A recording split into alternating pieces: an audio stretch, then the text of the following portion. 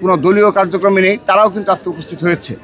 তো আমরা তার ধারাবাহিকতা রক্ষা করব এবং জন আকাঙ্ক্ষা যে রয়েছে যে এই দেশে একটি নির্বাচনের মাধ্যমে গণতন্ত্র প্রতিষ্ঠা হবে এবং গণতন্ত্রের মাধ্যমে সব কিছুর সুরাহা রাজপথে নয় আলোচনার মাধ্যমে হবে, সেই দিকে এই জাতি ধাবিত হচ্ছে এবং সেটি জুলাই আগস্টে গণ অভ্যুত্থানের স্পিরিট। আমরা বিশ্বাস করি আগামীতে যে গণতন্ত্র পুনরুদ্ধারের যে লড়াই সংগ্রাম ছিল তার পূর্ণতা লাভ পাবে একটি সুষ্ঠু নির্বাচনের মাধ্যমে এবং এই দেশের সকল সংকট দূর হবে এবং আগামীতে কেউ আর কখনো ইচ্ছাকৃতভাবে মব ক্রিয়েট করা কিংবা ছোটোখাটো বিষয়েও রাজপথকে বেছে নেওয়া সেই কালচার থেকে দূর হয়ে আমরা আলোচনার মাধ্যমে আগামী জাতি বিনির্মাণ করব। সবাইকে ধন্যবাদ। একটু জানতে চাবো জাতীয় সংসদ নির্বাচনে ছাত্র দলের ভূমিকা কি হবে যদি একটু বলেন।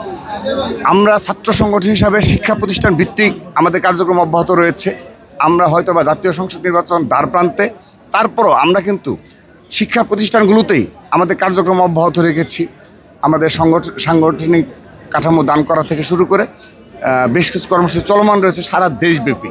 তারপর যেহেতু জাতীয় নির্বাচন, সেখানে তরুণ প্রজন্মের প্রতিনিধি হিসাবে এবং দীর্ঘদিন যাবৎ যারা ভোট দিতে পারেনি, জীবনের প্রথম ভোট তারা করতে পারবে, তারা খুবই উচ্ছ্বসিত। সেহেতু ছাত্রদল এখানে অবশ্যই সম্মুখ সারিতে ভূমিকা পালন করবে। আমরা সে ধরনের প্রস্তুতি নিচ্ছি।